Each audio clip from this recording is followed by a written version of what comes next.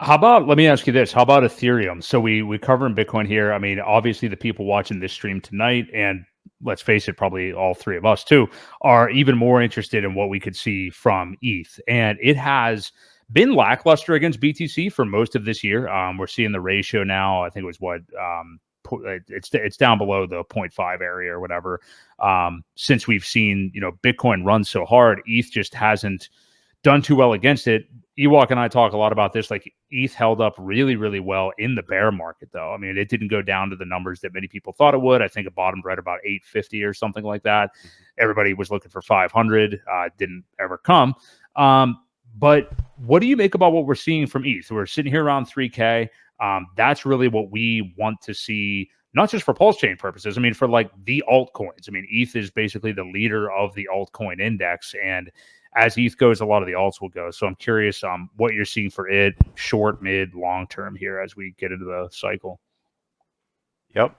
So we'll start with this again, the giant rising wedge. So this is ETH only, with just ETH previous fractal data, and so kind of gives you a visual of how long it could go for if this stuff remains super bullish and you get the ETH ETF, and the price would be, I mean, look, if Bitcoin's going to 240, I don't see why ETH couldn't hit 25 to 32,000 per ETH, which would be crazy. But that's like what Yeah. it's saying. So that's on the that's the base case here. I think if it's going to play out like it has in the past with a little bit of an extended cycle, and then on in terms of the ETH BTC ratio, I know a lot of people like this chart. I love this chart.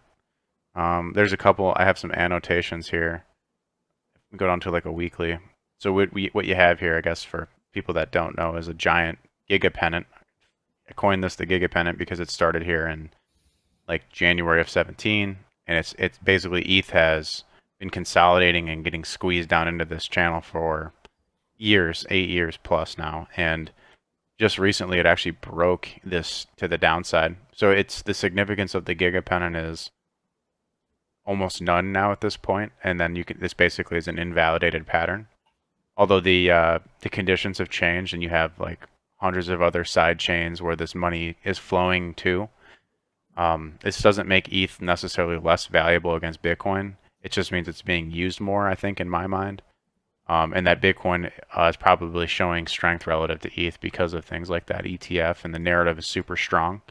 But like when we look at exchange balances, like there's just not supply of either coin at all. So if I show you like the total amount of Bitcoin on exchanges, I mean it's down here at 2.3 million total on exchange balances, which is around the same levels it was at in 2018, date of February 27th.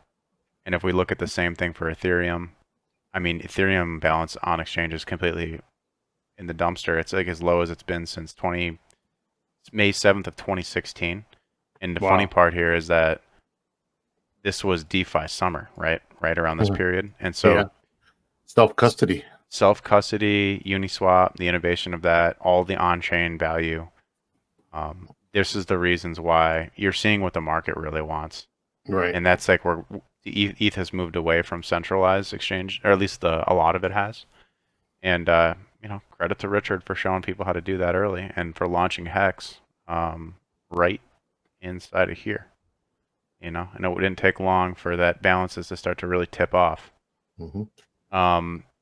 So with that in mind, and with ETH kind of coming down here, there's 2 points to note. One is that the Pulse Chain SAC wallets bought a ton of ETH inside of here, which is why you had this trend line being protected, was because of something like that. 170,000 ETH was purchased off the market, and I just showed you. I mean, it was already pretty scarce. You could see the decline here in January, February, how we lost even more on exchange balances, and then Justin Sun came in here a couple weeks ago and bought more, tens of thousands, maybe even 100,000. I'm not sure. So these big old OG Bitcoiners are buying up all the ETH supply, and they've been in the game a long time. They know the game, and they're front running the ETF, and that's our Pulse Chain war chest. So, am I concerned that this chart is breaking the structure? Not necessarily. Mm-hmm. You know, there's still, I mean, just diagonals typically don't hold anyways, or those patterns work better on short-term time frames when things are really, when there's a lot of emotion in the market. Really all we need to do is hold this level of support, which, you know, sorry, this could mean that Bitcoin just stays going up while ETH just tracks, goes sideways or goes slightly up. Well, yeah, this level, if it hits this level, I mean, I expect a huge bounce off that. And so I guess maybe something I haven't done in a while, let's like just run a fib on it and see how far we are down this fib. You got to think too, like how significant is data that's goes all the way back to May 17 nowadays, where there's the game is completely different. Right. But that 618, look at it's right there. This 618. So we're at the 50% fib retracement from back in 17 right here.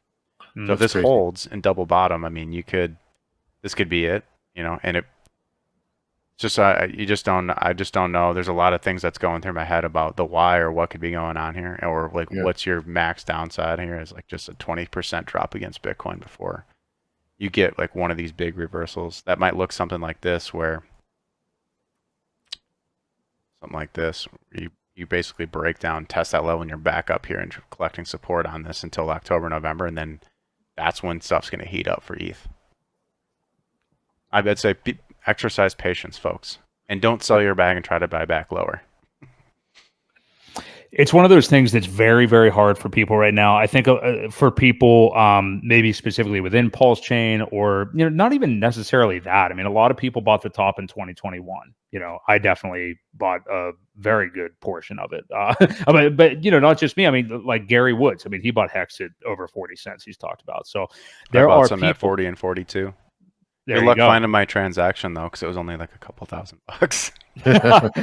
But my point is, many people have done that, and they're like, "How the hell are you telling me to still be more patient?" And it's like, well, it's one of those things that you keep coming back to, where it's managing your emotions versus what's actually happening in the market, and that's when you may just have to pull away from it for a little while. And that doesn't mean like take a break, not be DCAing, quit crypto. I don't mean anything like that. But like if you're incessantly watching it every day, like most of us are, I mean, whether you have a good or bad relationship with it, sometimes you have to just pull away from it a little bit and just zoom out a little bit, and wait for these things. Because do you really think that ETH is going to continue to bleed against BTC and then just be this far down?